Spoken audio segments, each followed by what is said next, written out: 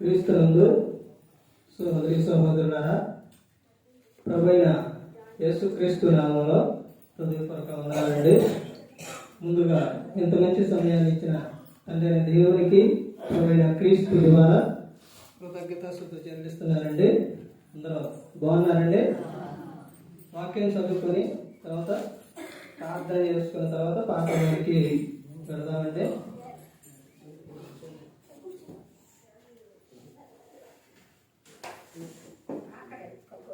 మత్తయి గారు రాసిన సువార్త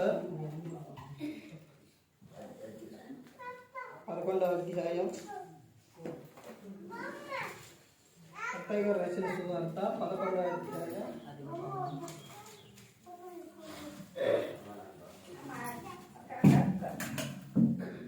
28వ వచనం. మత్తయి గారు రాసిన సువార్త 11వ అధ్యాయం 28వ వచనం. ప్రయాసపడి భారం మోసుకొనుచున్న సమస్త జనులారా, నా యొద్దకు రండి, నేను మీకు విశ్రాంతి కలుగజేతును. నేను సాత్వికుడను, నేను మనసు గలవాడును గనుక మీ మీద నా కాడి ఎత్తుకొని నా యొద్ద నేర్చుకుని, అప్పుడు మీ ప్రాణములకు విశ్రాంతి దొరుకును. ఎలా అనగా నా కాడి సులువుగాను నా భారము తేలికగాను ఉన్నవి. ప్రార్థన చేస్తున్నాను. పరలోకమందున్న మా తండ్రి, పరిశుద్ధ ప్రేమ గల తండ్రి, గొప్ప తండ్రి, యెహోవా తండ్రి, మీ ప్రియ కుమారుడు యేసుక్రీస్తు ప్రభువారి ద్వారా కృతజ్ఞతాస్తుతులు చెల్లిస్తున్నాము నాయన. ఆరాధన క్రమం అంతట్లో మీరే నడిపించండి నాయన. వాక్యం బోధించుండగా వినివారు తండ్రి మంచి హృదయం తిని వాక్యానుసారం నడిచే భాగ్యం దయచేయండి.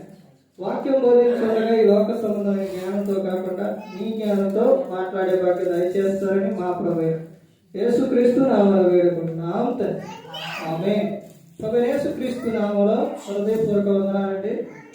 దేవుని కుమారుడు యేసుక్రీస్తు ప్రభువు ఈ లోకానికి వచ్చిన తర్వాత పరలోక రాజ్యం సమీపిస్తుంది కనుక మారు మనసు బంధువాన్ని ప్రకటింప మొదలు పెట్టారు. పాఠం పేరు అంశం పోయిన వారం ఈ వారం చెబుతాను. పాఠం పేరు ఏంటి?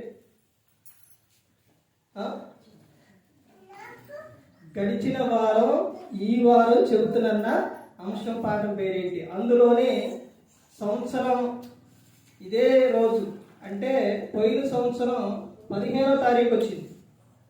ఈ నెలలో 14వ తారీఖు వచ్చింది. ఒక రోజు ఆ నెల ముందు వచ్చింది, ఇప్పుడేమో పొద్దు నెలకు వచ్చింది. 14 వచ్చింది, అప్పుడేమో 15 వచ్చింది. ఆ నెలలో ఇదే నెలలో 15వ తారీఖు చెప్పాను ఈ మెసేజ్. 15/12/2024లో చెప్పాను. ఇప్పుడు 14/12/2025 ఇదే మెసేజ్. అప్పుడు చెప్పిన మెసేజ్ ఇప్పుడు చెప్తున్నా. సంవత్సరం అప్పుడు ఎక్కడ చెప్పారు? ఎక్కడే చెప్పారు. అదే విషయం, అదే పాఠం పేరు కూడా చెప్పారు. చెబుతానండి. ఏం పాఠం పేరేంటి? పోయిన రాలేదు ప్రార్థనకి మీరు అందరూ. ఇంకో విషయం ఏంటంటే సంఘాల్లోనే కొన్ని సంఘాల్లో ఒక్కొక్క విధానంగా ఉంటుంది, ఒక్కొక్క విధానంగా చెప్పాల్సి వస్తుంది.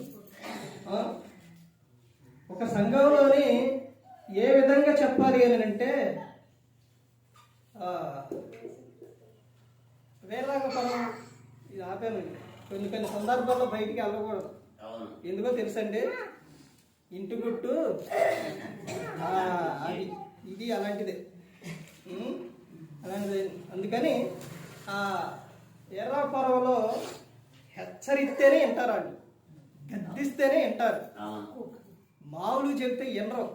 మెసేజ్ తీసుకున్న కాడి నుంచి ఆయన అస్సలు ఎట్ట చెబుతారండి, ఎట్ట అంటారంటే అస్సలు నాకు అనిపించింది అయిపోయిన తర్వాత మాట్లాడతారు మళ్ళీ వీళ్ళు, అసలు ఆయన పిలుస్తారా అనిపించింది.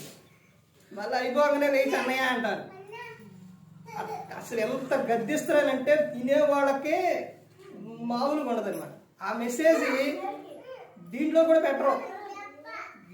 ఇది పెడతారు వీడియో యూట్యూబ్, కానీ దాన్ని యూట్యూబ్లో పెట్టరు ఆ మెసేజ్, లేదా కట్ చేసి పెడతారు. ఎందుకనంటే అక్కడ ఆ సంఘంలో వాళ్ళకి ఏం కావాలి, వాళ్ళకి కావాల్సిందే చెబుతారు. అక్కడ హెచ్చరింపు, గద్దింపు అటు చెప్తేనే వింటారు. టయానికి కన్నా రాకపోతే, నేను మిమ్మల్ని అనట్లేదండు, మరి మీరు ఇదా అనుకోవాలి, టయానికి రాకపోతే ఒకసారి వచ్చిన వాళ్ళు మొత్తం నిలబెట్టి లాస్ట్ వచ్చిన వాళ్ళే ఎందుకు లేటుగా వచ్చామని నిలబెట్టి ఒక్కొక్కరిని అడిగాను. నేను వెళ్ళిన తర్వాత ఆమె చెప్పింది, అక్కడికి వెళ్ళిద్దిగా, అర్థమవుతుందండి. అక్కడ ఆ ప్రాంతాలు అక్కడ ఇంకొక చాటికి వెళ్తే ఎలా చెప్పాలంటే వాళ్ళకి ప్రేమగా చెప్పాలి. ఇంకొకసారి ఎలా చెప్పాలంటే ఇందులోనే ఆయన ఎవరైనా ఇందులోనే చెప్పేది, కానీ సంఘ ప్రరంగంగా ప్రార్థన గురించి కానీ వాక్యం గురించి కానీ ఇలాంటి విషయాలు కొన్ని చెప్పాల్సి వస్తుంది. మరి ఇక్కడ ఏ విషయం చెప్పాలి ఒకసారి చెప్పండి. ఈ సంఘంలో ఏ విషయం చెప్పాలి? లేటుగా వస్తున్నారని చెప్పాలా, లేకపోతే విన్న వాక్యాన్ని మనసులో పెట్టుకోవట్లేదని చెప్పాలా, అసలు ఏ విషయం చెప్పాలి? ఏమోనండి, మీకే తెలుసు అనుకుంటున్నారా? నేను వచ్చిన కొత్తలోని మీ గురించి ఏమని చెప్పాను? ఎంత ఆసక్తి కలిగి ఉన్నారు, ఎంత చక్కగా వింటున్నారు, పాటలు చూడకుండా పాడుతున్నారు, తర్వాత వాక్యం కూడా మీకు చాలా వాక్యానుసారంగా ఉన్నారు అని చెప్పాను. ఇప్పటికీ కూడా నేను చెప్పే విషయం ఏంటంటే, నిన్న దినాన అడుగుతున్నారు, ఆ టైంలో వెళ్తున్నావు కదా, తెల్లారుజామున వెళుతున్నావు, అసలు ఆ సమయానికి వాడు వస్తారా అని అంటే, నేను చెప్పే విషయం ఏంటో తెలుసండి, 3 విధాలుగా ఉన్నారు సంఘాల్లోనే. ఇక్కడ 3 విధాలుగా ఉన్నారు. ఒకటి, చిన్న పిల్లలను తీసుకొని ఆ చలిలో తెల్లారుజామున వస్తున్నారు. అసలు ఆ టైంలో వస్తున్నారని ఎంత గర్వం చెప్పుకుంటారు.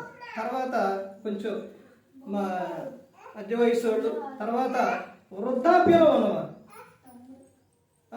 ఈ టైంలోని చలిలోని వస్తున్నారనంటే, ఇక్కడికి రావడానికి నాకు ఎలా ఉందనంటే, ఇక్కడ నుంచొని చెబుతున్నా కానీ చలి విపరీతంగా ఉంది, కానీ ఇలా వస్తున్నారు వింటున్నారని అంటే చాలా దేవుని పట్ల చాలా ఆసక్తి కలుగున్నారమ్మా. అందుకని చెప్పే విషయం ఏంటంటే, గడిచిన వారం చెబుతున్న పాట పేరు ఏమిటి అంటే, యేసుక్రీస్తు జన్మకు కారణం. ఎందుకంటే యేసుక్రీస్తు వారు పుట్టింది ఈ నెలలోనే పుట్టారు కాబట్టి డేట్ అయితే ఇందులో మెన్షన్ చేయలేదు, కానీ పుట్టింది మాత్రం ఈ నెలలోనే. అందుకని ఈ నెల మొత్తం ఎవరు చెప్పినా యేసుక్రీస్తు ప్రభువు పుట్టుక గురించే. అది ఏ సందర్భం ఏ రోజు పుట్టారో అని ఈ నెల మొత్తం కూడా దీని గురించే చెప్తారు. అంటే 25 అయిపోయే వరకు, అంటే ఇంకా తర్వాత చెప్తారులే, కానీ 25 తర్వాత చెప్పే మెసేజ్ ఏమిటి అని అంటే, కొంచెం అల్లరి చేయమాకండి, అల్లరి చేస్తే అర్థం అవ్వదు.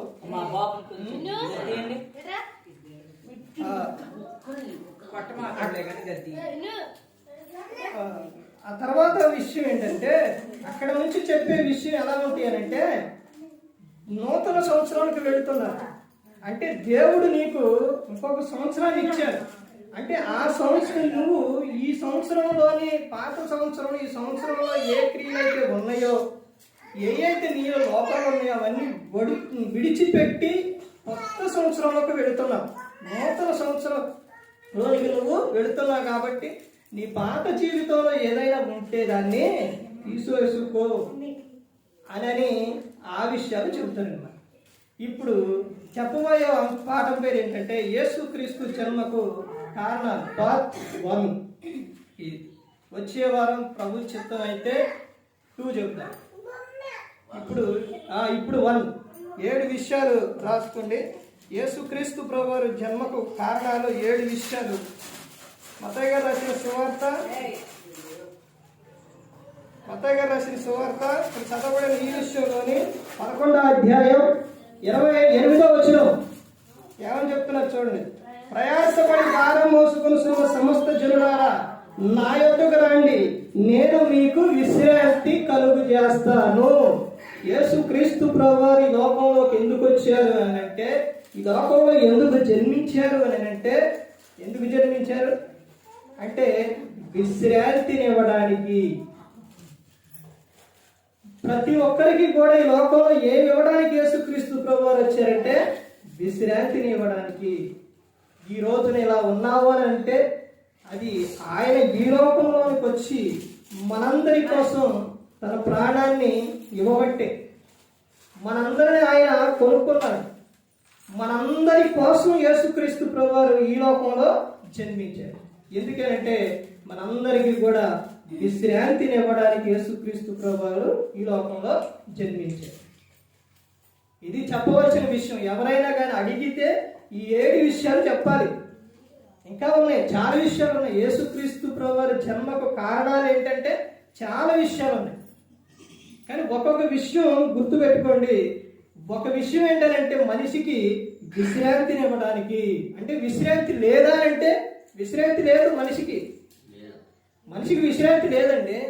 శాంతి సమగమం లేదు మనిషికి. అవే ఉంటే నువ్వు హఠాత్తుగా ఎందుకు చనిపోతావు? నీ కాలానికి ముందు ఎందుకు వెళ్ళిపోతావు? ఎందుకు వెళ్ళిపోతారండి? యేసుక్రీస్తు ప్రభువారిని నీ హృదయంలో నువ్వు పెట్టుకుంటే, నీ హృదయంలోనే ఆయన ఆహ్వానిస్తే, ఆయన్నే నమ్ముకుంటే ఆయన ఇచ్చేది ఏంటంటే విశ్రాంతిని. ఎంతో మంది ఈ రోజున ప్రపంచం ఎక్కడైనా చూడండి, మూవీ తీసేవారు కానీ లేకపోతే ఇంకా నాయకులు కానీ ఎవరైనప్పటికీ వారికి డబ్బు ఏం తక్కువ, ఆస్తులు ఏం తక్కువ, ఎన్ని కోట్లు ఏంటి, ఎంత ఆస్తి అయినా ఉంది, ఏదైనా చేయగలరు. సొలొమోను, బైబిల్ గ్రంథంలో సొలొమోను ఉందండి, ఎన్ని చేసిండండి? ఆయన ఒక విషయం ఏంటంటే ఆయనకు 700 మంది భార్యలు, 300 మంది ఉపపత్నులు. తర్వాత ఆయన ఒక విషయం ఏంటంటే దేవుడు ఆయనకి జ్ఞానాన్ని ఇచ్చిండు, భార్యలు ఉన్నారు. తర్వాత ఆయన ఏదైతే చేయాలనుకున్నాడో అవన్నీ కూడా చేసేసాడు. దొరికింది విశ్రాంతి, శాంతి సమాధానం దొరికిందా? చూశారండి? అలాగా ఈ లోకంలో కూడా ఎంతో మందికి లేదు. హఠాత్తుగా ఎక్కడన్నా దూకటం, ఏమన్నా తాగటం, లేకపోతే ఉరేసుకోవటం, లేకపోతే ఎన్నో భయంకరమైన విషయాలు మనిషి చేస్తూ ఉన్నారు. క్షణంలో వెళ్ళిపోయింది ఆత్మ, వేది చేసినా వెళ్ళిపోయింది.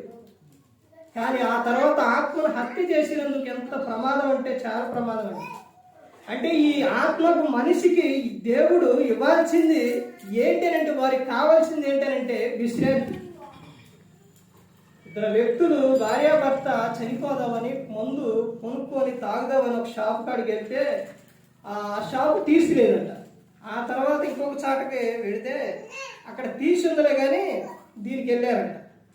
ఆ తర్వాత దేవుడు, ఈ సందర్భం చాలాసార్లు చెప్పారు, దేవుడు ఊరు రప్పించడం, వాళ్ళు ఇదే మెసేజ్, ఇదే వాక్యం, ఇదే రెఫరెన్స్, ఇదే ఇక్కడ చెప్పే ఒకటే, అక్కడ ఒకటే అయి ఉండొచ్చు కానీ ఇక్కడ ఒకటే ఉండొచ్చు కానీ వచనం మాత్రం అదే. అర్థమైందండి? ఒక విషయం ఏంటంటే విశ్రాంతిని గురించి చెప్పింది. యేసుక్రీస్తు ప్రభువారు నీకు ఏమిస్తారో తెలుసా? ఇక్కడ చెప్పేది ఏంటంటే జన్మకు కారణాల గురించి. అక్కడ ఏంటంటే యేసుక్రీస్తు ప్రభువారిని ఆయన యొద్దకు వస్తే ఆయన ఇచ్చేది ఏంటో తెలుసా అనే విషయం మీద మాట్లాడారు. బయట కూర్చున్న ఆయన, ప్రార్థనలో కూడా కాదండి, బయట కూర్చున్న ఆయన విని, అంటే యేసుక్రీస్తు ప్రభువారి దగ్గరకు వస్తే నమ్ముకుంటే ఆయన ఏమిస్తారు?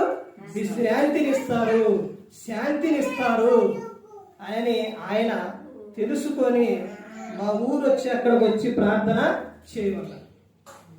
అలా వాళ్ళు ఆ తర్వాత వాళ్ళు ఎలా ఉన్నారనంటే విగ్రహారాధన అవన్నీ పెట్టి ఇవన్నీ చేస్తూ ఉంటే, నేను వెళ్ళిన తర్వాత కూడా అక్కడికి వెళ్ళిన తర్వాత ఇవన్నీ చూస్తే బయట లోపల అన్నీ మొత్తం అయ్యే ఉన్నాయి.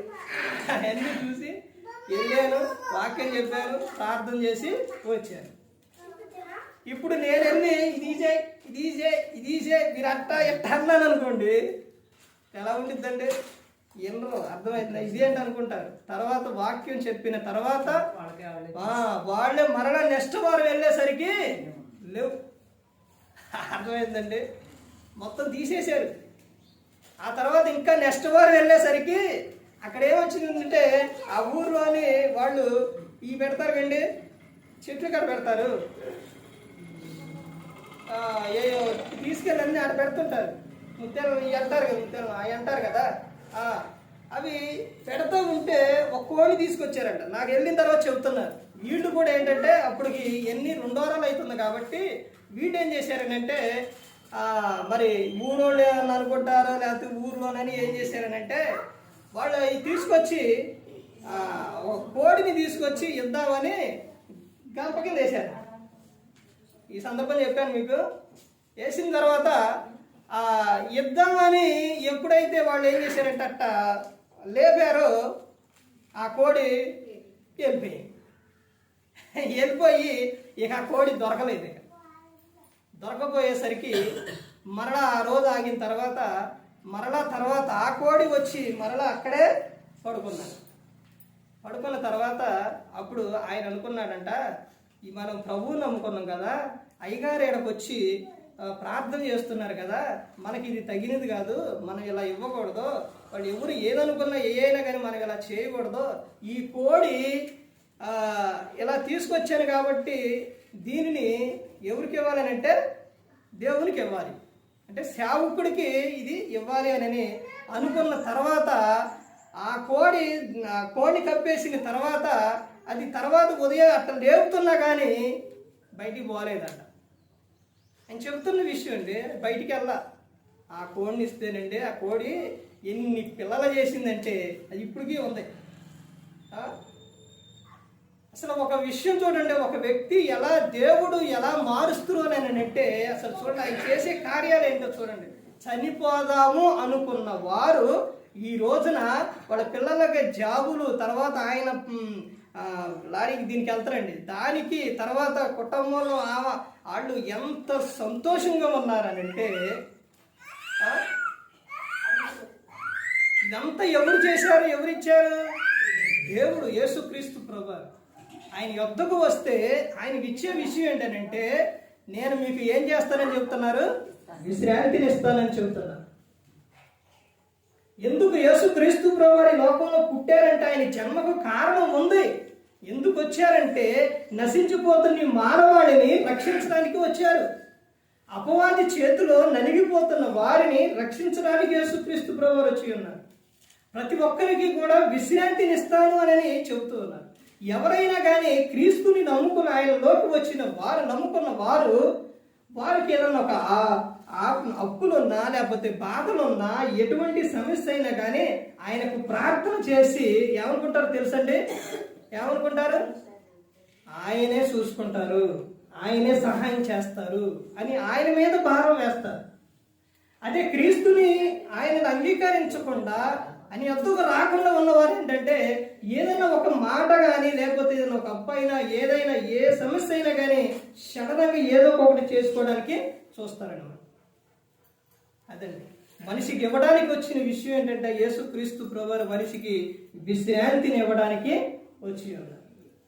తర్వాత ఆయన ఇంకా ఎందుకు వచ్చారో చూడండి. మత్తయి గారు రాసిన సువార్త, అపోస్తలుడైన పౌలు గారు గలతీయులకు రాసిన పత్రిక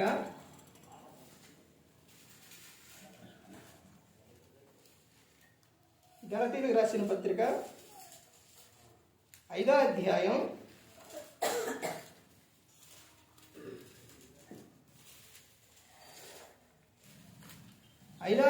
1వ వచనం చూడండి.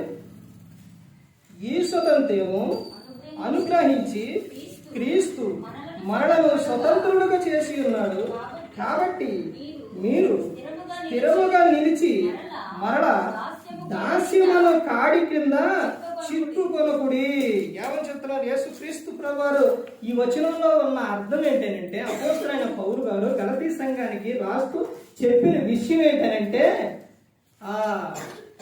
ఏమిస్తానని యేసుక్రీస్తు ప్రభువారు చెబుతూ ఉన్నారనంటే మీరు క్రీస్తుని ఏం చేశారంటే ఇక్కడ ఏమని చెప్తున్నారు? ఈ స్వతంత్రం అనుగ్రహించి క్రీస్తు మనలను స్వతంత్రులుగా చేసి ఉన్నాడు.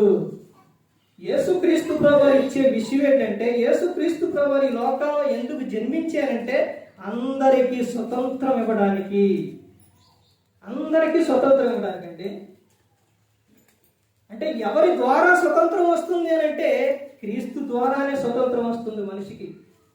గాంధీ గారు తెలుసండి, మహాత్మా గాంధీ గారు. ఆయన ఇప్పుడు లేరులేండి. ఆయన కూడా వాక్యం చదివేవారు. ఆయన చెప్పిన విషయాలు బైబిల్ గ్రంథంలో నుంచి చెప్పిన విషయాలే. అర్థమవుతుందండి? అంటే యేసుక్రీస్తు ప్రభువారు మనిషి ఇచ్చేది ఏంటంటే స్వతంత్రం. అది ఎలా ఇస్తాడు అని అంటే ఇంకొక వ్యక్తి ద్వారా ఒక వ్యక్తికి సహాయం చేసే విధంగా.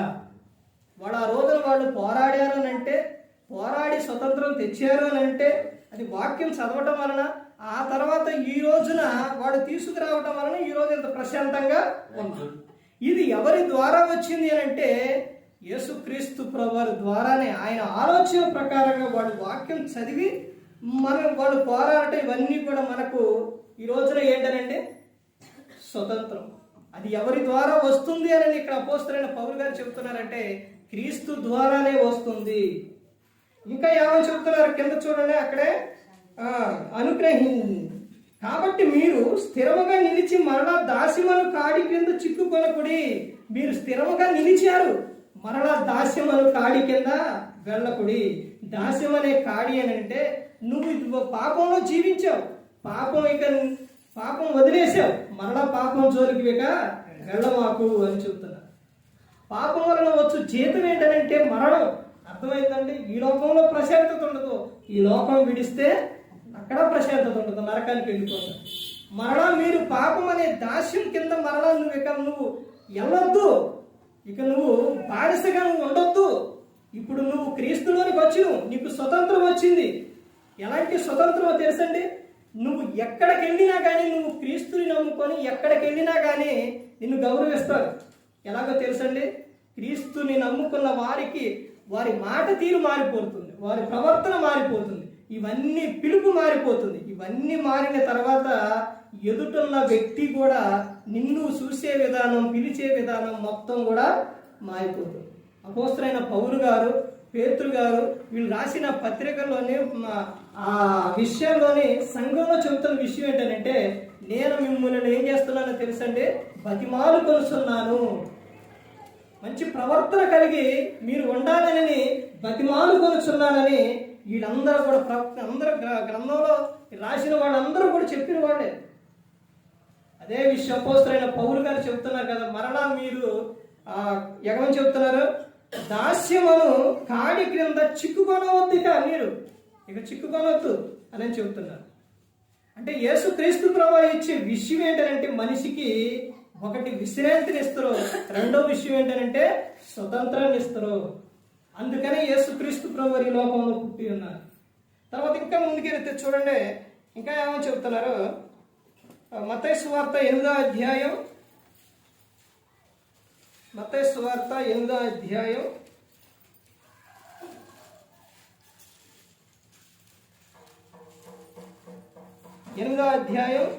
17వ వచనం చూడండి. ఆయన మాట వలన దెయ్యములను వెళ్ళగొట్టి రోగుల నెలను స్వస్థపరిచెను. అందువలన ఆయనే మన బలహీనతలను వహించుకొని మన రోగములను భరించినని ప్రవక్త అయిన యెషయా ద్వారా చెప్పబడినది నెరవేరును. చూసారంటే, అంటే ఆయన ఈ లోకంలో ఎందుకు జన్మించారు అని అంటే, ఎందుకు జన్మించారంటే రోగులను స్వస్థపరచడానికి. రోగులను స్వస్థపరచడానికి యేసుక్రీస్తు ప్రభువారు ఈ లోకంలో జన్మించి ఉన్నారు. ఎన్ని విషయాలైనాయి? 3 విషయాలైనాయి. ఇంకా 4 విషయాలు ఉన్నాయి. టైం ఎంత అయింది? అయిపోయింది. సమయం ఎంత? అయిపోయింది. ఏమండి, పాటలు ఎంతసేపు పాడేది? ఇప్పుడు మెసేజ్ సగంలో ఆగిపోయింది. పాటలు ఎంతసేపు పాడాలి? 6 గంటలు మొదలుపెట్టి 7 గంటల దాకా అండి పాటలు పాడేది. గంట మెసేజ్ ఇస్తారు కానీ గంట పాటలు పాడతారా? అర్ధగంట మెసేజ్ ఇస్తే ఏమర్థమైందండి? అప్పుడు 3 విషయాలు చెప్పేసరికి అయిపోయింది టైం. 8ంటికి క్లోజ్ అవ్వాలి. మిగతా ఏంటి? ప్రభురాత్రి క్రమం, కానుకలు, ప్రార్థన అయిపోయింది. 45 నిమిషాలు పాటలు పెడితే 45 నిమిషాలకు రావట్లేదని గంట పెట్టాం. గంట పాటలు పాడితే ఇప్పుడు వాక్యానికి టైం లేదు. బుధవారం క్లాసుకు వస్తారు అని అంటే అప్పుడు రారు, అప్పుడు ఎరువు. ఎలాగండి? ఒక్కరోజు ఈ ఒక్కరోజు నేను అలాగే అనుకుంటాను. బయట ఉన్న వ్యక్తులు 40 రోజులు అవి చేస్తారండి. ఆ 40 రోజులు ఎలా ఉంటారు? ప్రతిరోజు సరిలో ప్రతిరోజు చేస్తారు. కానీ క్రైస్తవులు చేసేది వరుసగా ఏం చేయట్లేదు కండి. వారంలో నెలలో ఒక వారం, 4 వారాలు అంతేకండి. ఆ సమయానికి కూడా సమయాన్ని సద్వినియోగం చేసుకోకుండా ఇప్పుడు సమయం అయిపోయింది, ఇక చదివించడానికి లేదు, ఇక చెప్పడమే, ఇక రాసుకోండి. యేసుక్రీస్తు ప్రభువారు ఈ లోకానికి వచ్చిన విషయం ఏంటంటే, జన్మకి కారణం ఏంటంటే ప్రతి ఒక్కరిని కూడా స్వస్థపరచడానికి యేసుక్రీస్తు ప్రభువారు ఈ లోకానికి వచ్చి ఉన్నారు. తర్వాత ఇంకా విషయం ఏంటంటే యెషయా గ్రంథం 61వ అధ్యాయం 2వ వచనంలో దుఃఖాక్రాంతులను ఓదార్చుటకు యేసుక్రీస్తు ప్రభువారు వచ్చి ఉన్నారు. ఎందుకు వచ్చారండి? దుఃఖంతో ఉన్న వారిని ఓదార్చుటకు వచ్చారు. ఎటువంటి విషయమైనా బైబిల్ గ్రంథంలో చూడండి, ఎవరైనప్పటికీ కూడా వాళ్ళు ప్రార్థన చేసినప్పుడు వాళ్ళ దగ్గరకు వచ్చి ఆయన వారిని ఏం చేశారు? ఓదార్చారు. ఎలా వస్తారండి? బయట ఒక్కొక్క విషయం చెబితే ఎన్ని ప్రశ్నలు వేసేవారు ఉంటారంటే చాలా ప్రశ్నలు వేసేవారు ఉంటారు. అందుకనే వాక్యం చెప్పినప్పుడు దాన్ని ఒక వచనం ఉంది అని అంటే దానిలో ఉన్న అర్థం తీసుకెళ్తేనే బయట ఎవరికైనా అర్థమైంది. యేసుక్రీస్తు ప్రభువు దేవుడు ఒక వ్యక్తిని ఎలా ఆయన ఏంటంటే చెప్పిన విషయం ఎలా ఓదారుస్తారు? ఎలా ఓదారుస్తారు? ఎవరి ద్వారా ఓదారుస్తారు? దేవుడే వస్తారా? చాలా మందికి వచ్చే ఆలోచన దేవుడే వస్తారనంటే యేసుక్రీస్తు ప్రభువారే రారండి. ఆ రోజున ఇశ్రాయేలు దేశం ఆయన ఎలా ఉన్నారనంటే శరీరధారి అయి ఉన్నారు కాబట్టి సమరశ్రీ దగ్గరకు కానీ ఇంకా నశించిపోతున్న వారికి దగ్గరకు కానీ ఆయనే వెళ్ళారు. ఇప్పుడు ఎలా వస్తారు అని అంటే ఇప్పుడు ఎలా ఉన్నారు యేసుక్రీస్తు ప్రభువారు? ఎలా ఉన్నారు? ఆత్మస్వరూపిగా ఉన్నారు. ఇప్పుడు ఎక్కడున్నారు యేసుక్రీస్తు ప్రభువారు? పరలోకంలో ఉన్నారు. మరి భూమి మీద ఎక్కడుంటారు యేసుక్రీస్తు ప్రభువారు? ఎక్కడుంటారండి? ఎక్కడ 2-3 కూడి ఉంటారో అక్కడ నేను ఉంటానని చెప్పారు. ఇప్పుడు అందరిలోనూ ఆయన వ్యాపించి ఉన్నారు. అన్ని చోట్ల ఉన్నారు యేసుక్రీస్తు ప్రభువారు.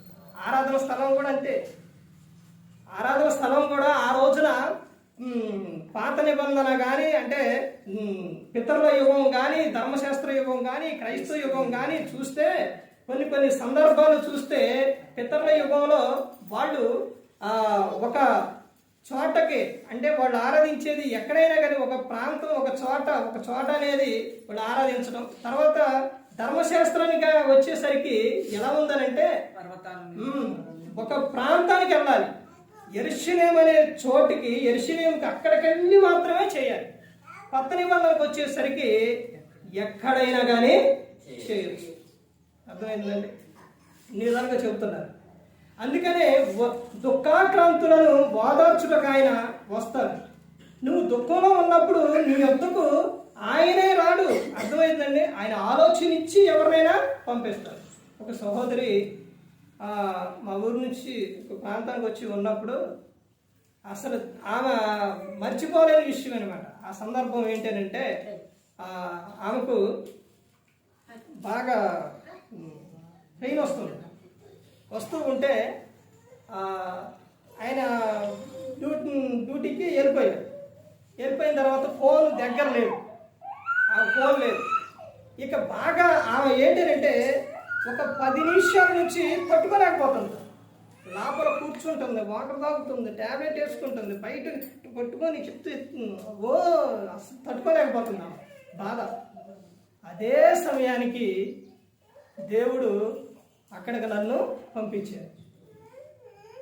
అక్కడికి వెళ్ళేసరికి బయట అస్సలు ఇట్లా పట్టుకొని విపరీతంగా అయిపోతుంది. వెంటనే ఆయన ఫోన్ చేసి అక్కడ హాస్పిటల్ ఉంటే వెంటనే అక్కడ హాస్పిటల్ తీసుకెళ్తే ప్రార్థన చేసి హాస్పిటల్ తీసుకెళ్తే 10 నిమిషాల్లో తగ్గించారు.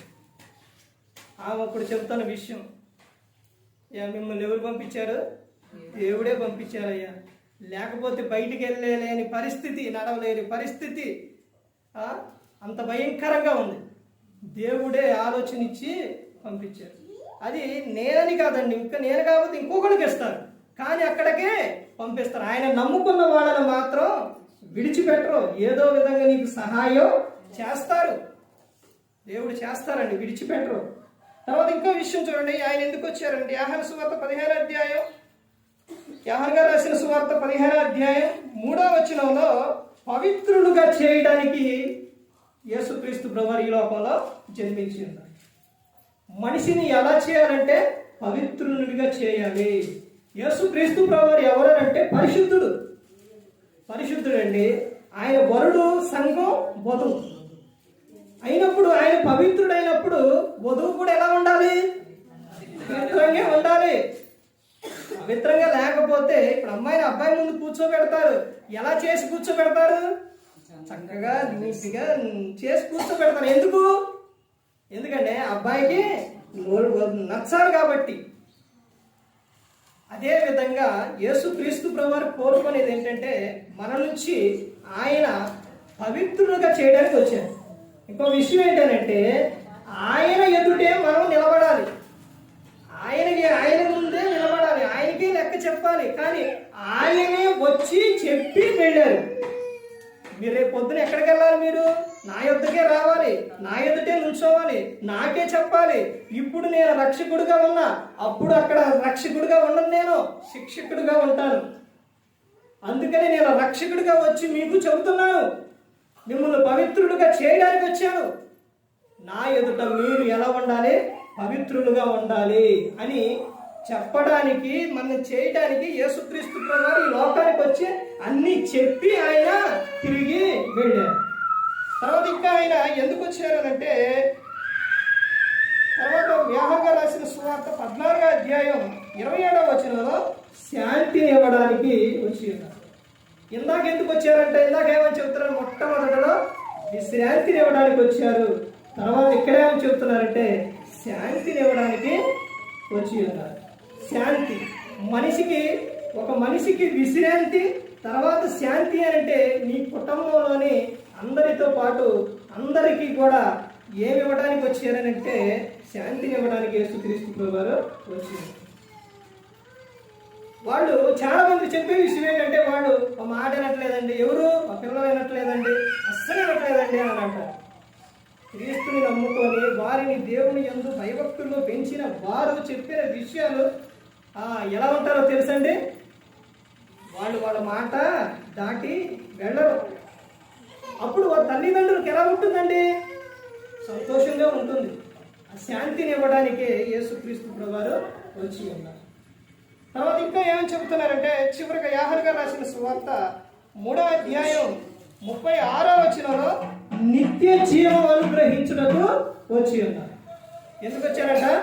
నిత్య జీవం మనిషికి శాశ్వతమైనది. ఒకటి పైన నుంచి చెప్పబడిన విషయాలన్నీ కూడా ఎక్కడ విషయాలు? ఇక్కడ విషయాలు. ఇప్పుడు చెప్పబడే విషయం ఎక్కడ విషయం? ఎక్కడ విషయం అండి? యేసుక్రీస్తు ప్రభువు చెప్పిన 2 విషయాలు.